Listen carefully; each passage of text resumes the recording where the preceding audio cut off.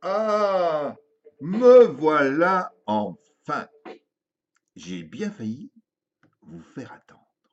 Mais c'est pour la bonne cause, car je viens à l'instant de découvrir le slogan de l'école en question. Le voici. Chaque dimanche matin, pour te lever avec entrain, prends ton petit déjeuner avec THDG. Pas mal, non? Allez, on répète tous ensemble. Chaque dimanche matin, pour te lever avec entrain, prends ton petit déjeuner avec THDG. Parfait. Chacun sait que l'école est le lieu par excellence où on pose des questions. Dès lors, l'école en question se devait d'aborder le sujet et de mettre en question les questions. Partie numéro 1, les questions qu'il ne faut pas poser ou qu'il faut ne pas poser, les mauvaises questions. Premier exemple, le genre de question parfaitement inutile, car elle engendre une autre question qui engendre une autre question, et ainsi de suite. Un exemple au hasard.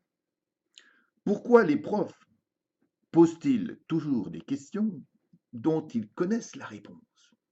C'est ce qu'ils font tout le temps. Cela engendre une autre question du genre.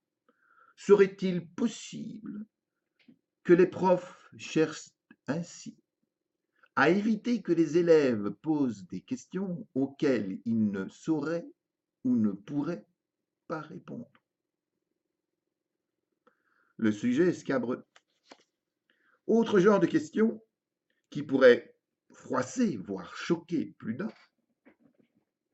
Sachant que l'espace vital d'une vache est de 1,5 mètre carré, compare cet espace à l'espace laissé à un élève en classe dans un groupe de 25 et un local de 7 mètres sur 5. Eh oui, la réponse est confondante. Moins de 1,5 mètre carré, moins que l'espace vital d'une vache. Passons, passons, passons, passons. Le sujet risque de froisser plus d'un. Le genre de question à ne pas poser parce qu'elle met tout le monde mal à l'aise.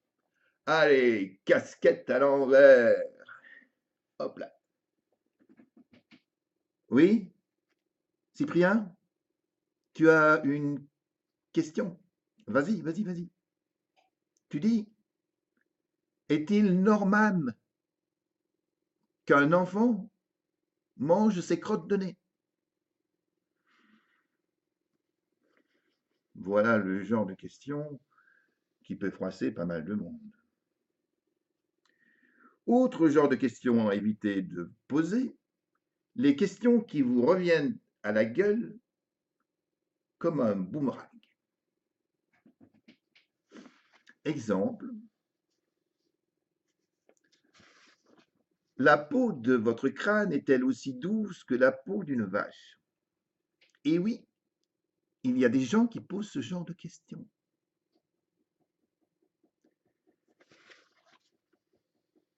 Écoute, mec, rendez-vous demain matin, 5 heures du matin, à la ferme. Tu pourras tâter, tester. Il paraît que ça porte chance. Allez, un dernier exemple en maths. Combien de fois faut-il multiplier 10 par 10 pour avoir son répondez, répondez, répondez? 10, 10, 10, une fois. Si j'avais posé la question autrement, si j'avais dit par combien faut-il multiplier 10 pour avoir 100, tout le monde aurait répondu 10 et tout le monde aurait eu la bonne réponse. Ah, j'oubliais, pour ceux qui aiment la dissertation. Le genre de questions qu'il ne faut jamais poser comme sujet de dissertation au risque de dégoûter tout le monde. Qu'est-ce qui est le plus efficace? Accrochez-vous, accrochez-vous bien. Qu'est-ce qui est le plus efficace? Poser les questions qu'il faut quand il ne faut pas? Ou, au contraire, poser les questions qu'il ne faut pas quand il faut? Telle est la question.